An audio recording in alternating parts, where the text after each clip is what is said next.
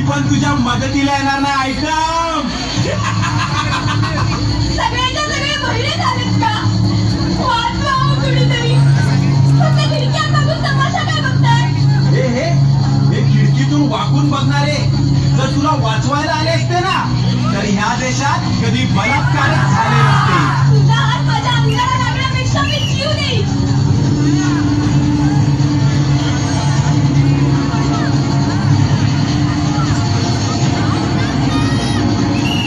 माझ्या आजूबाजूला कुणीच वर्ग नाहीये का? तर सगळे क्षमता जन्माला आले. आज जर माझ्या अब्रूला धक्का लागला ना तर तुमच्या आया बहिणी तुम्हाला कधीच माफ करू शकणार नाही. तुला काय वाटलं मी गेलो? वाचवा हो, वाचवा. वाचवा कुणीतरी. जगदंब जगदंब दिल्लीचे तख्त राखणाऱ्या महाराष्ट्रातून हा कसला आवाज? महाराज!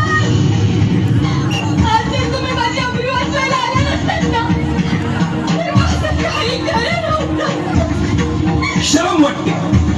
शरम वाटते ज्या महाराष्ट्रासाठी आयुष्य खर्ची घातलं आज त्याच महाराष्ट्रात कुणीच मावळा आया बहिणींची अब्रू वाचवायला पुढे येऊ नये. महाराज, अहो हे लोक फक्त तुमच्या विचारांच्या गप्पा मारतात. म्हणूनच आता तुमच्याकडून अपेक्षा आहे. वाचवा माझी अब्रू. मी कुठे आणि कधीपर्यंत धावून येणार आहे? आज 350 वर्षानंतर सुद्धा आया बहिणींची अब्रू वाचवायला माझीच गरज लागणार असेल तर माझ्या नावाने राजकारण करणाऱ्यांची मला लाज वाटते.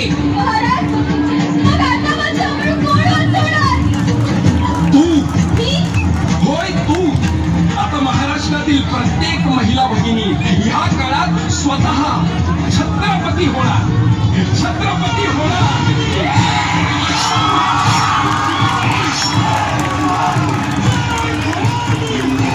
बाई शिवाची तलवार